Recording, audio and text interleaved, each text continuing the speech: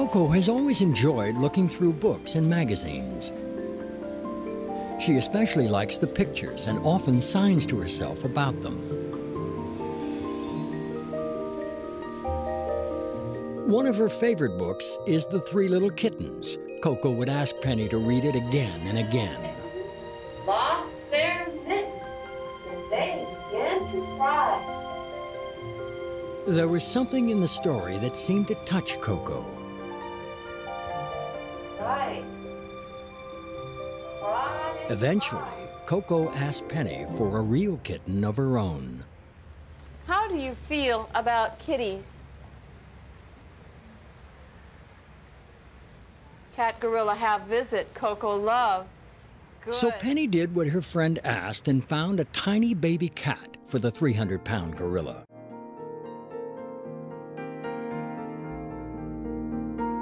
The story of Koko's relationship with her first kitten became an unexpected means for us to understand the depth of gorilla emotion.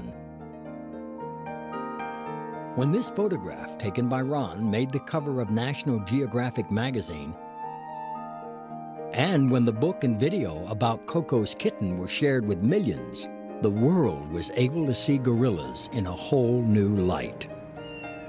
Koko has impacted people in a sort of at a mass level because of that image. The reason that it stands out in people's memories is because there's an emotional surprise there. There's a giant gorilla with a tiny, tiny, tiny helpless kitten and being gentle and loving toward that kitten. Koko rhymed a name for her new kitten. She called him All Ball because to her the cat looked like a little ball. Koko adored All Ball, and they spent countless hours playing together. And yet, it was by loving the little tailless kitten that Koko learned one of life's hardest lessons.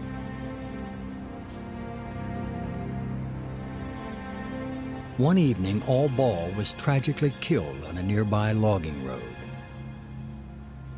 Koko was heartbroken.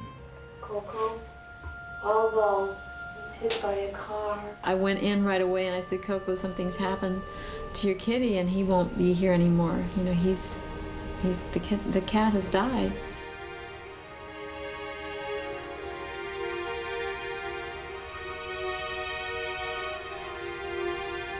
Penny stayed with Koko to comfort her.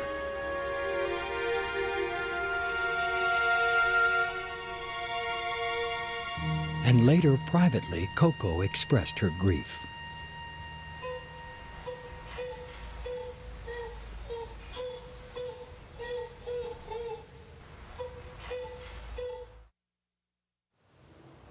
Although Koko had experienced love and loss, Penny discovered that in time, her wounds could heal.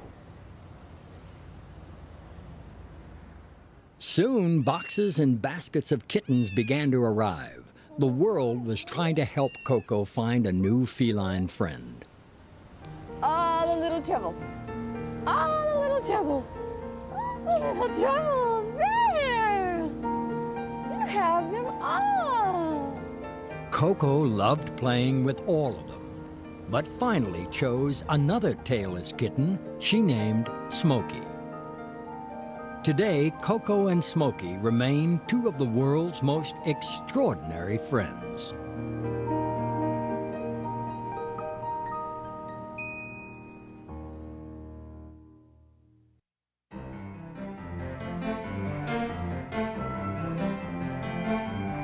Over the years, Koko has become world famous. At the tender age of 3, she was featured on Nova for her unique ability to communicate. At 5, she appeared on the cover of the New York Times magazine. Koko made headlines year after year, from Ms. Magazine to Life. When Koko was 6, French filmmaker Barbet Schroeder made a film about her life entitled Koko, a Talking Gorilla. At 7, she took her own portrait for the cover of National Geographic. Time magazine chose one of Ron's photos of Koko as a picture of the year. In the 90s, Koko remains a media mogul, Her journal, Gorilla, is distributed worldwide. Membership to the Gorilla Foundation is growing. Mail pours in, and millions visit her website at gorilla.org. Throughout the years, celebrities and journalists have found their way to Koko's secluded home in the hills of Northern California. Comedian Lily Tomlin asked Koko to join her on a People magazine television special all about famous females. Which do you want? She says she wants them all. Journalist Hugh Downs came calling to tell Koko's story on 2020.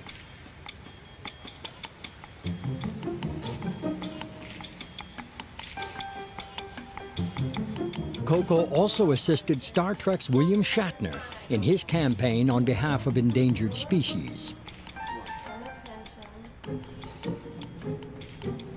How are you feeling, Koko? Fred Rogers, the host of one of Koko's favorite TV shows, PBS's Mr. Rogers' Neighborhood, paid her a visit. He has shared Koko's story with millions. Thank you. Want to see that? Really? Well, okay.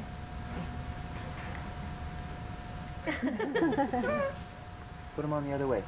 On occasion, special friends drop by and Koko indulges her audience with a little showing off. Hey, that's cool.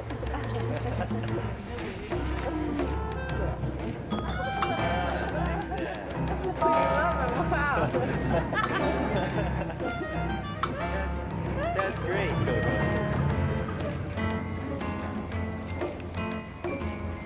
Hey, Coke, want to trade? Trade the glasses for something I have in my pocket? Coke. Look. Let's make a deal. Oh, you're pretty good about this. Well, very nice. Koko met her youngest visitor even before he was born. This infant's mom, Meg, was one of Koko's caregivers and had visited Koko while pregnant. It's the baby, Koko. Remember the baby? Stomach. Right. Here. You're Yes, so stomach smart. here. Yes. What do you think, Koki? Do you want to have a baby, Koki? Gorillas reach puberty at about age 10 and begin to express an interest in mating and having babies. Koko and Michael were no different.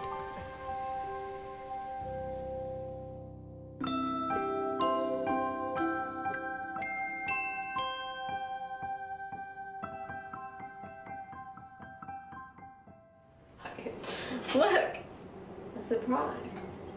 Without other gorilla role models, it was up to Penny to help Koko understand gorilla reproduction. It had a baby. She had a baby. I knew Koko wanted a baby because the first time I saw it, she said, "Me, that," to the gorilla on the television screen that was holding a baby. Very definitely pointing to the baby in the picture. Also, the way that she treats her gorilla dolls. Not her human dolls, not her troll dolls, not any other doll, but her gorilla dolls. She takes their hands and makes them sign things. She teaches her baby eat, drink, and more. The first 3 signs she was taught as a baby. You love. Drink? Where does the baby drink?